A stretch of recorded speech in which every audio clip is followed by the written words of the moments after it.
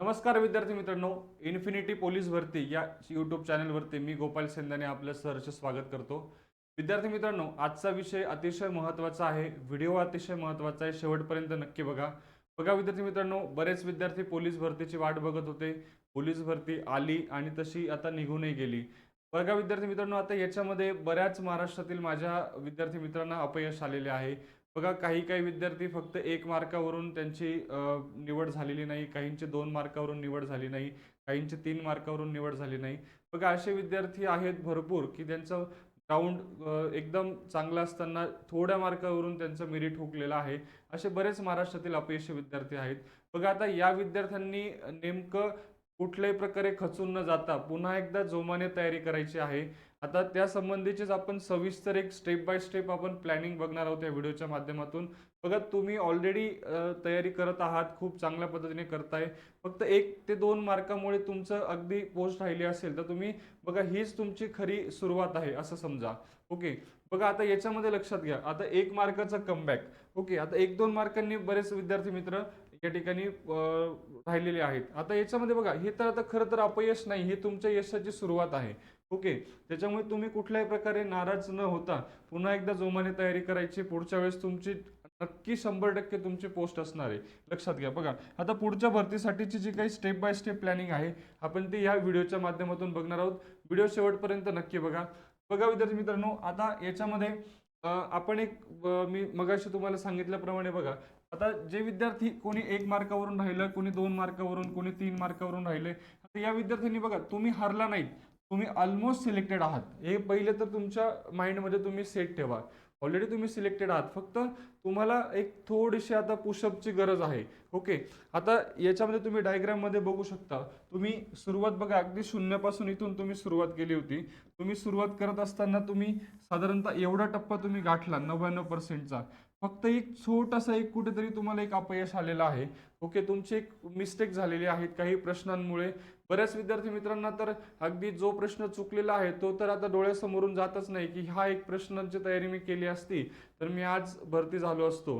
Okay. मी जर ग्राउंडची चांगली तयारी केली असती, मला जिथे 12 मार्क मिळाले तिथे मला अजून 2 मार्क मला मिळाले असते तर मी आज भरती असतो. आता बरेच Instagramवरती तुम्ही गुलाल अंगावरती पडणारे विद्यार्थ्यांचे व्हिडिओ बघत असाल. ओके. तर आता या सगळ्या गोष्टी बघून तुम्हालाही थोडंसं वाटत असेल. बघा ऑलरेडी तुम्ही 99% तुम्ही अभ्यास केलेला आहे. फक्त थोडीशी तुमची काही मिस्टेक झाली आहे.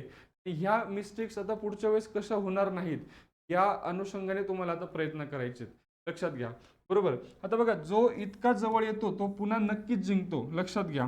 तुमची आत्तापर्यंतची मेहनत वाया गेलेली नाहीये. ती तुम्हाला फाउंडेशन बनली आहे. म्हणजे तुम्ही जी आत्तापर्यंत जी काही मेहनत केलेली आहे ती कधीच वाया जात नाही. अभ्यास कधीच वाया जात नाही. तो तुमचा फाउंडेशन बेस तयार झालेला आहे. ओके. तुम्हाला थोडीशी आता एक प्लॅनिंगची आणि स्ट्रॅटेजीची गरज आहे. बघा आता 1-2 मार्कांचा अर्थ काय होतो? बघा बऱ्याच विद्यार्थी मित्रांना एक प्रश्न आहे. आता एक मार्क फार महत्त्वाचा आहे. लक्षात घ्या. तुम्ही जर 20 किंवा 30 मार्कांनी तुम्हाला जर अपयश आलं असतं, ओके, तर इथे आपण समजू शकतो, की बघा तुमचं बेसिक प्रिपरेशन तुम्हाला खूप गरजेचं आहे. लक्षात घ्या. ओके. जर तुम्ही 20-30 मार्कांनी मागे असाल तर तुम्हाला बेसिक प्रिपरेशन गरजेचं आहे. ओके. आता रिॲलिटी काय सांगते बघा, foundation is weak, long journey ahead. म्हणजे तुम्हाला फाउंडेशन अगदी मजबूत करावं लागणार आहे. आणि आता 1 ते 3 मार्कांनी ज्या मुलांना यश आले, ऑलरेडी त्यांचा एक अभ्यास सेट झालेला आहे. ओके. आता ऑलमोस्ट ते सिलेक्टेड आहेत. फक्त आता काय करायचं त्यांना, foundation is rock soiled, only fine tanning needed. Okay.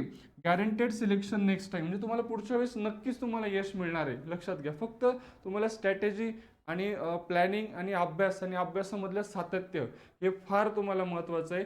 आणि हे तुम्हाला शेवटपर्यंत तुम्हाला आता कुठल्याही प्रकारे मनामध्ये खचून न जाता तुम्ही अभ्यास, ग्राउंड या सगळ्या गोष्टी तुम्हाला पुढे कंटिन्यू सुरू ठेवायच्या आहेत. लक्षात घ्या. बघा टेक वे, तुम्ही शर्यतीत खूप पुढे आहात. फक्त तुम्हाला खचून जाऊ नका. लक्षात घ्या. बघा आता पुढच्या भरतीसाठी तुम्हाला अचूक फॉर्म्युला तुम्ही काय वापरू शकता. ओके. आता प्रत्येकाचं एक स्ट्रॅटेजी प्लॅनिंग वेगवेगळं असू शकतं. आता मी फक्त माझ्या परीने प्रामाणिकपणे एक सांगण्याचा तुम्हाला फक्त प्रयत्न करतो. बघा आता पिलर एक काय सांगतं बघा, अचूक विश्लेषण. Okay. Accurate analysis finding the gap. म्हणजे नेमकं तुम्हाला विश्लेषण करायचं की माझी चूक कुठे झाली. ओके, मी कुठल्या प्रश्नाचं उत्तर चुकीचं दिलं, कुठला विषय माझा कमकुवत आहे, मग त्यावर मी कसं काम करू शकतो, यावर तुम्हाला आता सगळ्यात अगोदर तर तुम्हाला अभ्यास करायचा आहे. लक्षात घ्या, म्हणजे विश्लेषण तुम्हाला करायचं आहे. ओके, की या भरतीमध्ये, या प्रॅक्टिसमध्ये, या या पेपरमध्ये मी नेमकं कुठे चुकलो, याचं तुम्हाला पहिलं तर विश्लेषण करायचं आहे. मग त्याच्यानंतर पिलर 2, तुम्हाला अभ्यासामध्ये जो समतोल आहे त्याचा सराव तुम्हाला व्यवस्थित ठेवायचा. म्हणजे तुम्हाला बघा, बॅलन्स प्रॅक्टिस करायची. ओके, स्टडी, फिजिकल याची तुम्हाला व्यवस्थित सांगड घालून एक समतोल राखायचा आहे. लक्षात घ्या, म्हणजे ग्राउंडची तयारी पण आणि सोबतच तुम्हाला तुमचा अभ्यास पण, याचा तुम्हाला समतोल राखता आला पाहिजे. आता पिलर 3 काय आहे? कठोर शिस्त. कठोर शिस्त म्हणजे काय? Strict discipline, mindset, okay, and environment. Okay, तुम्हाला स्वतःला एक कडक शिस्त लावून घ्यायची. लक्षात घ्या, ज्या चूक मी या भरतीमध्ये केली ती पुढच्या भरतीमध्ये माझी होणार नाही, यासाठी तुम्हाला स्वतःला एक कडक शिस्त लावून घ्यायची. मग ती अभ्यासाची असेल, ती ग्राउंडची असेल, तर ह्या गोष्टीचं तुम्हाला आवर्जून काटेकोरपणे तुम्हाला प्लॅनिंग करायचं आहे. बघा, टॅलेंट नाही, तुम्हाला डिसिप्लिन तुम्हाला वर्दी मिळवून देईल. ओके, जे आता टॅलेंट तर तुम्हाला लागणारच आहे, फक्त खूप एक्स्ट्रा टॅलेंटची गरज नाही, फक्त तुमचा अभ्यास फार महत्त्वाचा आहे आणि त्याच्यामध्ये तुम्हाला डिसिप्लिन पण असणं, म्हणजे अभ्यासामध्ये तुम्हाला डिसिप्लिन ठेवायचं आहे. लक्षात घ्या, आणि ह्या जर गोष्टी तुम्ही करणार असाल तर तुम्हाला पुढच्या भरतीमध्ये नक्कीच तुम्हाला यश मिळू शकतं. बघा, पुढचा मुद्दा जाऊया आपण.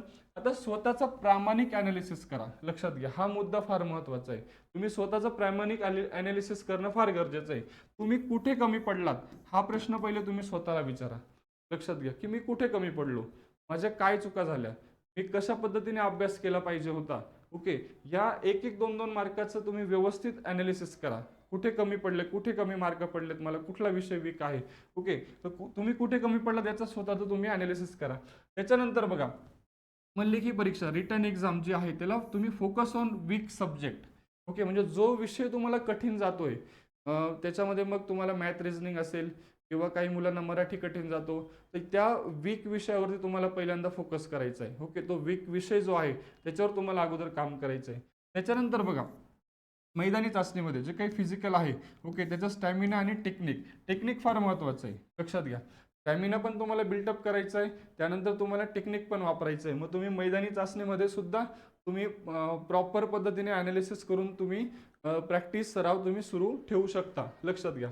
त्याच्यानंतर टाईम मॅनेजमेंट फार महत्त्वाचे, वेळेचे नियोजन. Okay, speed issue during the exam, म्हणजे तुम्हाला वेळेचं नियोजनाचा फार तुम्हाला यामध्ये रिझल्टमध्ये मोलाचा वाटा असतो. लक्षात घ्या, तुम्हाला वेळेचं काटेकोरपणे नियोजन करायचं आहे. तुमचे ग्राउंड असेल, रोजचं दिनचर्या असेल, त्याच्यामधला अभ्यास असेल, सराव चाचणी असेल, या गोष्टींवर तुम्हाला फार फोकस देऊन त्याच्यामध्ये तुम्हाला काम करावं लागणार आहे. म्हणजे तुम्हाला टाईम मॅनेजमेंट फार गरजेचं आहे. लक्षात घ्या, बघा, कारणं शोधल्याशिवाय सुधारणा होत नाही. काय चुकलं हे कळलं की कसं जिंकायचं हे आपोआप कळतं. सोपं आहे, बरोबर आहे. काय म्हटलंय की कारण शोधल्याशिवाय सुधारणा होत नाही, बरोबर आहे. आणि काय चुकलं हे जर तुम्हाला कळलं तर कसं जिंकायचं याच्यावर तुम्ही परफेक्ट प्लॅन करू शकता.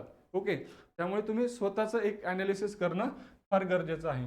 पुढे बघा, आता एक मार्काचा जो माइंडसेट असतो ना, ओके, तो तुम्हाला व्यवस्थितपणे या ठिकाणी काय इम्पॅक्ट होऊ शकतो लक्षात द्या. बरोबर आहे. आता प्रत्येक प्रश्नाला महत्त्व द्यायचं आहे तुम्हाला. ऑब्व्हियसली प्रत्येक एक प्रश्न तुमच्यासाठी महत्त्वाचा आहे. ओके, कारण तुम्हाला माहिती आहे की आता ज्या मुलांचे 1-1, 2-2, 3-3 मार्कावरून पोस्ट राहिलेली आहे, त्या विद्यार्थ्यांना विचारा तुम्ही 1 मार्काचं महत्त्व काय असतं. त्याच्यामुळे प्रत्येक प्रश्नाला तुम्हाला महत्त्व द्यायचं आहे. त्याच्यानंतर बघा, तुम्हाला तुक्के मारणे कमी करा. आता बरेच विद्यार्थी काय करतात की उत्तर माहीत नसलं तरीही ते एक अंदाजाने देऊन मोकळे होतात. बरोबर आहे, लक्षात घ्या. तर तसं करू नका. तुम्हाला कन्फर्म जोपर्यंत तुम्ही शुअर नाही आहेत तोपर्यंत तुम्ही उत्तर देऊ नका. बघा, ओके, तुक्के मारणं कमी करा आणि ॲक्युरेसीवर काम करा, म्हणजे अचूकता वाढवा. ओके, तुमची ॲक्युरेसी कशा पद्धतीने वाढेल यावरती तुम्हाला काम करा. ओके, तुम्ही 1-2 मार्कांनी राहिला म्हणजे पुढच्या वेळी फक्त 5 मार्क जास्त आणले तरी तुमचं सिलेक्शन पक्का आहे. ऑब्व्हियसली आता तुम्ही 1-2 मार्कांनी राहिले तर तुम्ही पुढच्या वेळेस असं तयारी करा की तुम्ही मेरिटमध्ये आला पाहिजे. अशा पद्धतीने तुम्ही तुमचं प्लॅनिंग असणं फार गरजेचं आहे. ओके, पुढे बघा, अभ्यास आणि मैदानी याचा सुवर्ण मध्य तुम्हाला साधता आला पाहिजे. लक्षात घ्या, ऑलरेडी तुम्ही सराव करताय, जे नवीन मुलं आहेत त्यांच्यासाठी मी सांगू शकेल की बघा, तुम्हाला अभ्यास आणि तुमचं मैदानी चाचणी याचा सुवर्ण मध्य समतोल राखता आला पाहिजे, बॅलन्स. ओके, तुमचा अभ्यास दररोज साधारणतः किमान 4 ते 6 तास तुमचा अभ्यास हा झालाच पाहिजे. लक्षात घ्या, आणि सोबतच तुमचा फिजिकल रोज फिजिकल प्रॅक्टिस जी आहे, रनिंग असेल किंवा आता पुशअप तर नाही आहेत, लॉंग जम्प पण नाही आहे, बरोबर आहे. रनिंगमध्ये मग 800 मीटर आहे, 1600 मीटर आहे, त्यानंतर गोळा आहे. या गोष्टींची तुम्हाला रोज प्रॅक्टिस करायची, लक्षात घ्या. आणि या दोघांचा एक समतोल बॅलन्स तुम्हाला या ठिकाणी सिलेक्शन देणार आहे. बघा, consistency plus balance is equal to selection. Okay, सातत्य, ओके, आणि तुम्हाला ह्या बॅलन्स, या दोघं गोष्टी तुम्हाला सिलेक्शन देऊन जाणार आहेत. त्याच्यामुळे तुम्हाला याच्यावरती फार काम करायचं आहे, लक्षात घ्या. ओके, त्याच्यानंतर पुढे बघा, आता मॉक टेस्टची काय ताकद असते लक्षात घ्या. मॉक टेस्ट फार गरजेचे आहे. तुम्हाला मॉक टेस्ट या स्वतःला सांगतात की तुमचा अभ्यास किती झालेला आहे, किती बाकी आहे, तुम्ही कसा अभ्यास करायला हवा किंवा कुठे कमी पडतायत, हे कोण तुम्हाला मॉक टेस्ट शिकवत असतात. ओके, आता याच्यामध्ये तुम्ही बघू शकता. बघा, पहिली स्टेप आठवड्याला किमान तुम्ही मॉक टेस्ट द्यायचे आहेत, किमान 2 तरी मॉक टेस्ट तुम्हाला द्यायचे आहेत. ओके, त्याच्यानंतर बघा, स्टेप 2 काय आहे, प्रिव्हियस इयर पेपरचं तुम्हाला अनालिसिस करायचं, म्हणजे सोडवायचे आहेत. ओके, त्याच्यानंतर स्टेप 3 स्वतःचा स्कोर ट्रॅक करा. म्हणजे तुम्ही आता 2 मॉक टेस्ट देताय प्रत्येक आठवड्याला, तुम्ही मागच्या वर्षाच्या प्रश्नपत्रिका पण सोडवताय. मग तिसरा टप्पा, तुम्ही स्वतःचा स्कोर ट्रॅक करा. म्हणजे मी एवढं सगळं करून कुठल्या स्कोरपर्यंत पोहोचतोय याचं अनालिसिस करा, लक्षात घ्या. पुढे स्टेप 4 चुका ओळखा आणि चुका कमी करा. फार महत्वाची स्टेप आहे. ओके, एवढं सगळं केल्यानंतर पण ज्या काही चुका होत आहेत तुमच्या, त्या चुका तुम्हाला सुधारायच्या आहेत. पुढच्या वेळी कशी चूक होणार नाही याची तुम्हाला काळजी घ्यायची, लक्षात घ्या. आणि हे करत असतानाच तुम्हाला नक्कीच तुम्ही स्वतःचं अनालिसिस केलं, चुका जर कमी केल्या तर तुम्ही नक्कीच यशापर्यंत तुम्ही पोहोचू शकतात. बघा, जास्त प्रॅक्टिस, कमी चुका आणि जास्त मार्क, हे तुम्हाला सिलेक्शन देऊन जातं, लक्षात घ्या. खूप महत्वाची गोष्ट आहे. त्याच्यानंतर पुढे बघा, आता discipline is equal to game changer. Okay, आता काय करायचे काय नाही करायचे लक्षात घ्या. नवीन मुलांसाठी पण आणि जे आता ऑलरेडी तयारी करतात 1-2 वर्षापासून, त्यांनी सुद्धा. आता काय टाळायचे, मोबाईल डिस्ट्रॅक्शन अँड वेळ वाया घालवणे. बघा, मोबाईलचा वापर हा अति प्रमाणात करू नये. जेवढा गरजेचा आहे तेवढाच मोबाईलचा वापर करा, चांगल्या गोष्टींसाठी वापर करा. शक्यतो मोबाईलचा वापर जेवढा कमी करता येईल तेवढा तुम्ही टाळायचा आहे. त्याच्यानंतर दुसरी गोष्ट बघा, खूप महत्त्वाची, निगेटिव्ह विचार, माझं होत नाही किंवा नशीब खराब आहे, या गोष्टी विद्यार्थी ऑलरेडी माइंडमध्ये टाकून घेतात. त्याचा अभ्यासावर परिणाम होतो आणि त्याच्यानंतर मग तुमचं सिलेक्शन 1-1, 2-2 मार्कावरून तुमचं सिलेक्शन राहून जातं. ओके, त्याच्यामुळे तुम्हाला पहिले तर स्वतःच्या मनातून नकारात्मक विचार तुम्हाला काढून टाकायचा आहे की माझं होणार नाही, माझं, मग काही विद्यार्थी नशिबाला दोष देतात, बरोबर आहे. तर असं काही नाही. बघा, शेवटी मेहनत तुम्हाला करायची आणि तुम्ही जर मेहनत कराल तर नक्कीच तुम्हाला यश मिळेल, लक्षात घ्या. त्यामुळे निगेटिव्ह विचार तुम्ही काढून टाका. मग काय करायचे, बघा, रोज ठरलेल्या वेळेला उठणे. ओके, डिसिप्लिन आहे. रोज रोज म्हणजे बघा, किती आता मला कल्पना आहे की जे विद्यार्थी फिजिकल करतात 800 मीटर, 1600 मीटर, हे काय ताकदीने करावं लागतं हे त्याला विचारा की ज्याने रोज तो सकाळी उठून प्रॅक्टिस करतो. बघा, मैदानाच्या बाहेर राहून मुलांना बोलायला, नावं ठेवायला, हे अतिशय सोपी गोष्ट आहे. पण जो करतो त्याला स्वतःला माहिती असतं की तो काय करतोय, लक्षात घ्या. त्याच्यामुळे बघा, रोज ठरलेल्या वेळेला उठणे, त्यानंतर डेली रुटीन काटेकोरपणे तुम्ही फॉलो करणे. तुमचं डेलीचं जे रुटीन आहे, बघा, आळस हा माणसाचा मोठा शत्रू आहे. तुम्ही जर एक दिवस तुम्ही आळस केला किंवा तुम्ही गेला नाही, उठला नाही, तर पूर्ण तुमच्या मागच्या 4-5 दिवसाची जी तुमची मेहनत असते ही वाया जाते. त्याच्यामुळे डेली रुटीन तुमचं काटेकोरपणे तुम्ही फॉलो करायचे. त्याच्यानंतर पॉझिटिव्ह विचार ठेवायचा, मी करू शकतो आणि मी जवळ पोहोचलो आहे. ओके, हा विचार नेहमी डोक्यात ठेवा, लक्षात ठेवा की मी करू शकतो, मी करणार आहे, मी करून दाखवणार आहे, मी जवळ पोहोचलोय. ओके, हे पॉझिटिव्ह विचार मनामध्ये ठेवा. जेव्हा तुम्ही मनात पॉझिटिव्ह विचार ठेवतात तेव्हा नक्कीच तुम्हाला यशापर्यंत नेण्यासाठी, तुम्हाला लवकर तुम्हाला यश मिळण्यासाठी ते मदत करत असतात. ओके, त्याच्यानंतर पुढे तुमची संगत बदला. फार महत्वाचा मुद्दा आहे. जशी संगत तशी रंगत. ओके, ऑब्विसली आहे. बघा, एक XYZ विद्यार्थी आहे. हा जर विद्यार्थी निगेटिव्ह लोकांपासून तुम्हाला पूर्णपणे दूर राहायचं आहे. ओके, आपल्या आजूबाजूला, आपल्या लायब्ररीमध्ये, रूममध्ये असे निगेटिव्ह विचार करणारे भरपूर लोक आसपास आपल्याला भेटत असतात. काय तू किती वर्षापासून करतोय, मग तुझं अभ्यास होत नाही का, किंवा तू करत नाही का, असे निगेटिव्ह विचार भरवणारे भरपूर स्टुडंट्स, विद्यार्थी मित्र असतात, नातेवाईक असतात. त्यांच्यापासून शक्यतेवर दूर राहा. ओके, जे प्रामाणिकपणे तयारी करत आहेत त्यांच्यासोबत राहा. जे खरंच विद्यार्थी प्रामाणिकपणे तयारी करतात, डिसिप्लिन पाळतात, अभ्यास करतात, सगळ्या गोष्टी बॅलन्स ठेवतात, तर या विद्यार्थ्यांमध्ये तुम्ही राहून तुमच्यामध्ये सुद्धा नक्कीच त्यामध्ये प्रगती होऊ शकते. बघा, पुढे आता टार्गेट फिक्स करा. आता तुमचं ध्येय फक्त पास होणं नाही तर तुम्हाला मेरिटमध्ये येणं आहे. मी पहिल्यांदाच सांगितलं फक्त पास नाही तर तुम्हाला आता मेरिटमध्ये यायचं आहे. लक्षात घ्या. बघा नेक्स्ट अटेम्प्ट जो असणार आहे तुमचा थेट फायनल मेरिटमध्ये तुमचं नाव येणार आहे. बघा आता स्टेप 1 स्टेप 2 ओके हे दोघं गोष्टी तुम्ही फॉलो केल्यानंतर तुम्हाला स्टेप 3 महाराष्ट्र पोलीस ओके शेवटी तुम्हाला भरतीमध्ये सिलेक्शन तुमचं होणार आहे. या दृष्टिकोनातून तुम्हाला आता जोमाने तयारीला लागायचं आहे. ओके पुढे आता वर्दी तुमची वाट पाहत आहे.